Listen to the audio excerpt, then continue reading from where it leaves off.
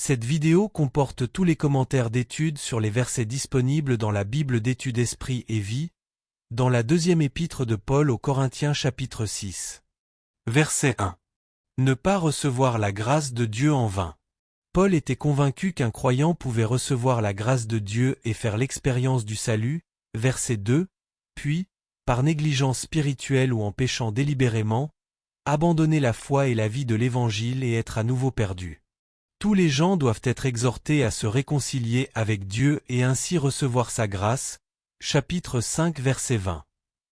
Ceux qui reçoivent la grâce de Dieu doivent être exhortés à ne pas la recevoir en vain, voir versets 14 à 18.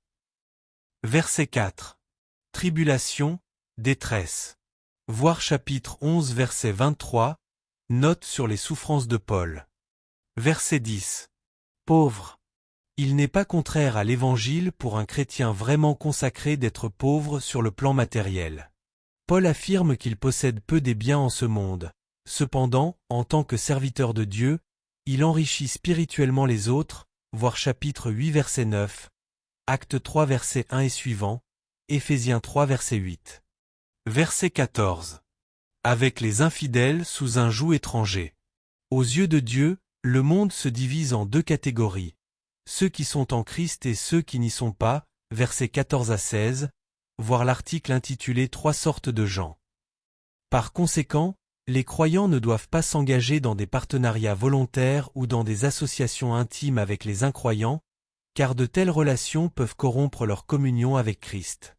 Ceci comprend les partenariats au niveau professionnel, l'association à des sociétés secrètes, loges, ainsi que les fréquentations, le mariage et les amitiés intimes.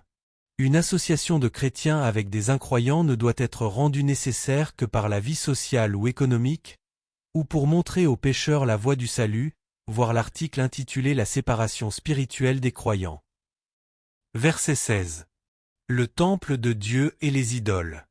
Paul présente ici un puissant argument pour enseigner qu'en tant que temple de Dieu et du Saint-Esprit, Jean 14 verset 23, 1 Corinthiens 6 verset 19, voir l'article sur le temple, un croyant né de nouveau ne peut être habité par un démon.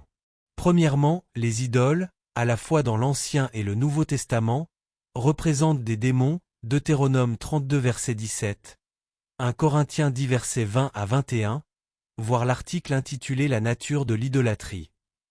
Par conséquent, la pire forme de profanation dans l'Ancien Testament était d'ériger des idoles dans le temple de Dieu, 2 Rois 21 verset 7 et versets 11 à 14.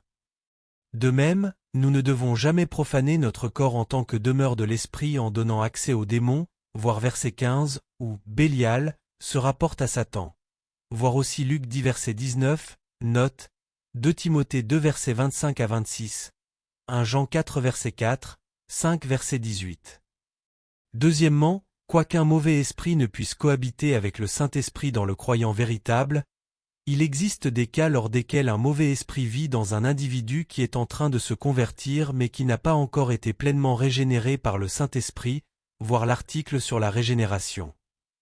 La conversion peut parfois exiger l'expulsion de démons d'une personne qui désire sincèrement suivre Christ et qui cependant souffre de problèmes créés par certains péchés. À moins que la puissance démoniaque ou la forteresse ne soit brisée, voir l'article intitulé « Puissance sur Satan et les démons », cette personne ne peut expérimenter un plein salut et devenir ainsi le temple du Dieu vivant, voir Matthieu 12 versets 28 à 29. Verset 17. Séparez-vous. Voir l'article intitulé « La séparation spirituelle des croyants ».